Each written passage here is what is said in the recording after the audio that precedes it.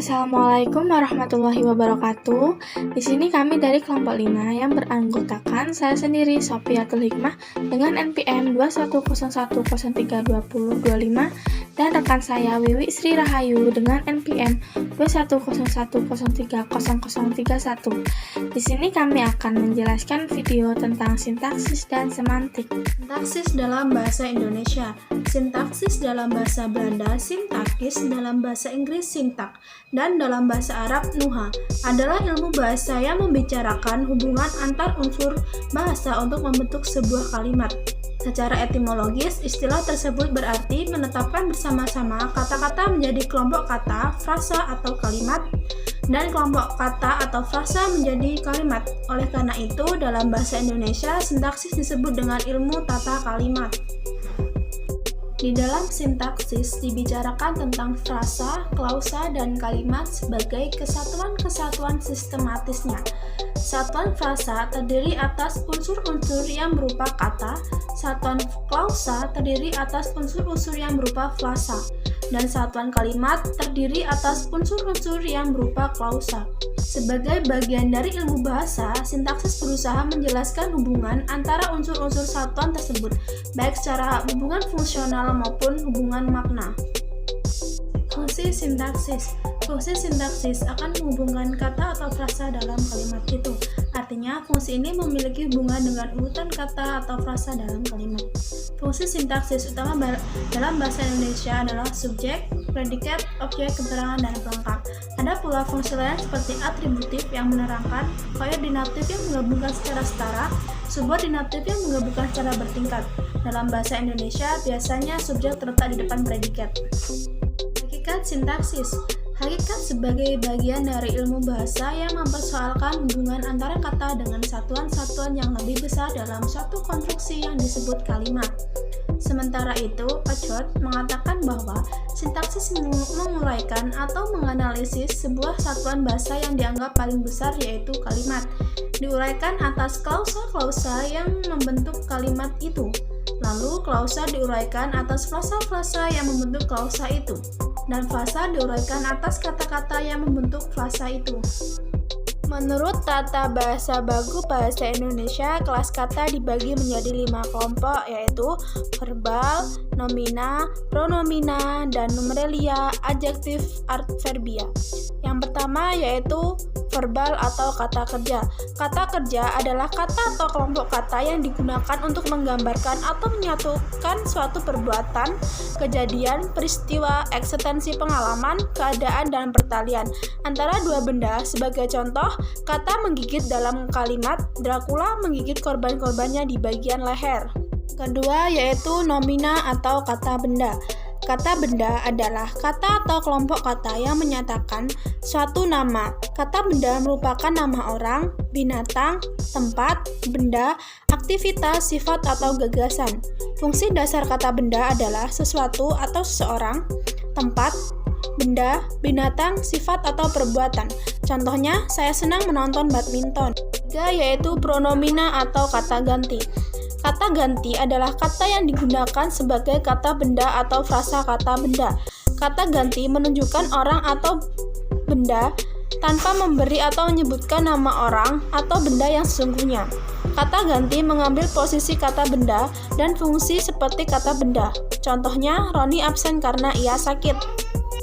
4. Numerelia. Numerelia adalah kata atau frasa yang menunjukkan bilangan atau kuantitas. Kata bilangan dalam istilah linguistik. Numerelia menyatakan beberapa kali perbuatan terjadi, misal sekali, 2 kali, dan sebagainya. Yang kelima, adjektiva. Adjektiva atau kata sifat adalah kata yang digunakan untuk menggambarkan, membatasi, memberi sifat, dan menambahkan suatu makna pada kata benda atau kata ganti. Contohnya, kata 60 dalam kalimat, ada 60 orang guru di sekolahan ini. Yang terakhir yaitu adverbia. Adverbia atau kata keterangan adalah kata yang digunakan untuk membatasi dan memberikan informasi lebih banyak tentang kata kerja. Kata keterangan yang lain atau keseluruhan kalimat, atau kata yang digunakan untuk menerangkan bagaimana, di mana, kapan, dan mengapa suatu perbuatan dilakukan atau terjadi. Contoh, mereka hidup dengan gembira. Selanjutnya, semantik. Kata semantik berasal dari bahasa Yunani sema yang artinya tanda atau lambang. Semantik pertama kali digunakan oleh seorang filolog Prancis bernama Michel Brill pada tahun 1883. Kata semantik kemudian disepakati sebagai istilah yang digunakan untuk bidang linguistik yang mempelajari tentang tanda-tanda linguistik dengan hal-hal yang ditandainya. Oleh karena itu, kata semantik dapat diartikan sebagai ilmu tentang makna atau tentang arti, yaitu salah satu dari 3 tataran analisis bahasa, fonologi, gramatika, dan semantik. Menurut Ferdinand de Saussure, mengemukakan semantik yaitu yang terdiri dari satu komponen yang mengartikan, yang berwujud bentuk-bentuk bunyi bahasa, dan 2 komponen yang diartikan atau makna dari komponen yang pertama itu.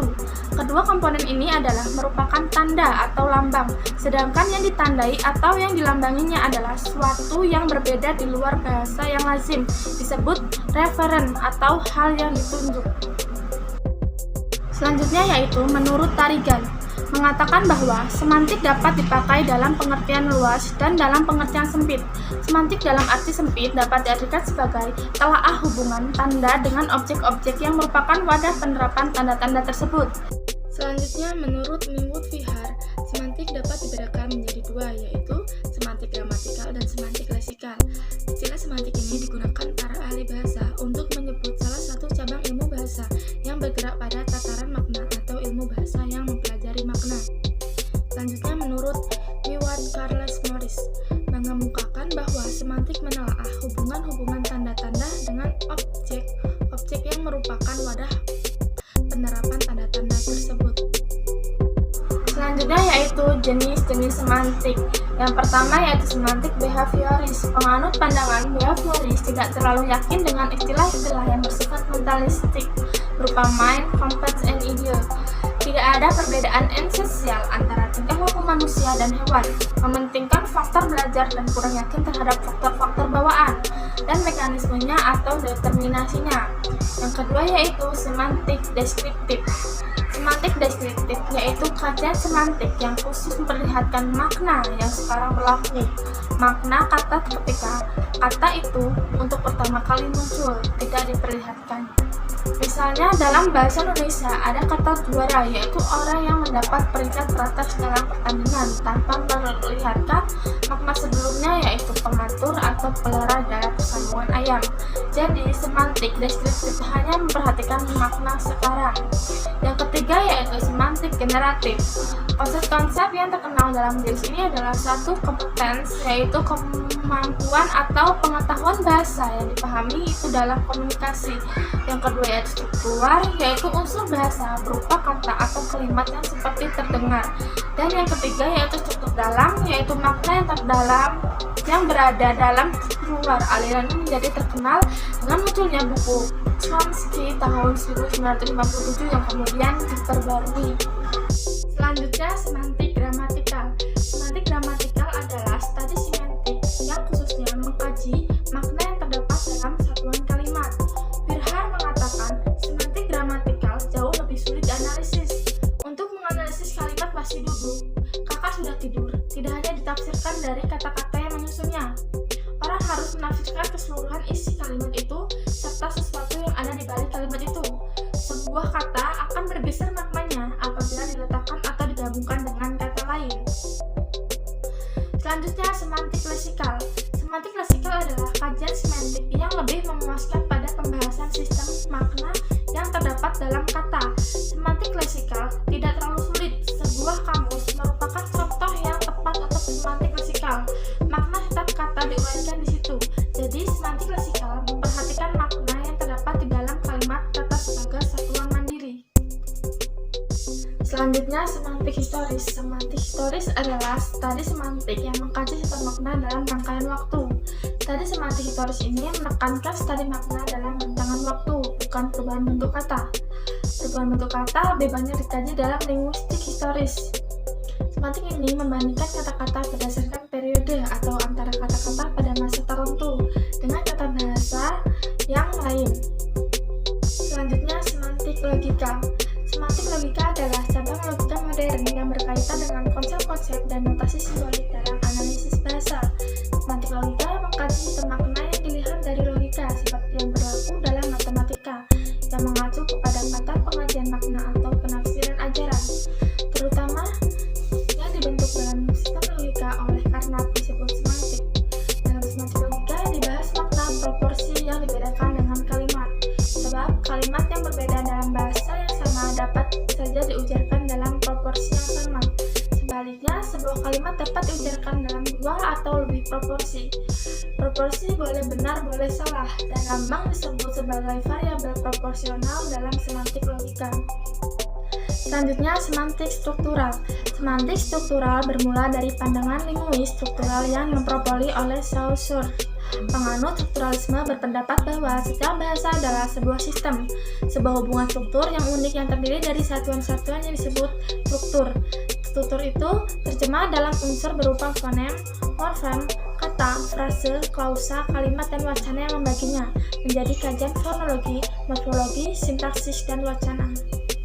Manfaat semantik bagi seorang wartawan, seorang reporter, atau orang-orang yang berkecimpungan dalam dunia persulat kabaran dan pemberitaan, mereka barangkali akan memperoleh manfaat praktis dari mengenai semantik. Pengetahuan semantik akan mempermudahkannya dalam memilih dan menggunakan kata dengan makna yang tepat dalam menyampaikan informasi kepada masyarakat umum. Yang kedua yaitu bagi mereka yang berkecimpungan dalam penelitian bahasa, seperti mereka yang belajar di Fakultas Sastra, pengetahuan semantik akan banyak memberi bekal teoritis kepadanya untuk dapat menganalisis bahasa atau bahasa-bahasa yang sedang dipelajarinya. Tiga yaitu bagi seorang guru atau calon guru, pengetahuan semantik akan memberikan manfaat teoritis dan juga manfaat praktis. Manfaat teoritis karena dia sebagai guru bahasa harus pula mempelajari dengan sungguh-sungguh bahasa yang akan diajarkannya. Teori-teori semantik ini akan menolong memahami dengan baik bahasa yang akan diajarkannya nanti. Sedangkan manfaat praktis akan diperolehnya berupa kemudahan bagi dirinya dalam mengajarkan bahasa itu kepada murid-muridnya. Sebagai guru bahasa, selain harus memiliki pengetahuan dan keterampilan yang luas mengenai segala aspek bahasa, juga harus memiliki pengetahuan teori semantik secara memadai. Demikian video dari kelompok kami. Apabila ada kekurangan kami mohon maaf. Kami akhiri. Wassalamualaikum warahmatullahi wabarakatuh.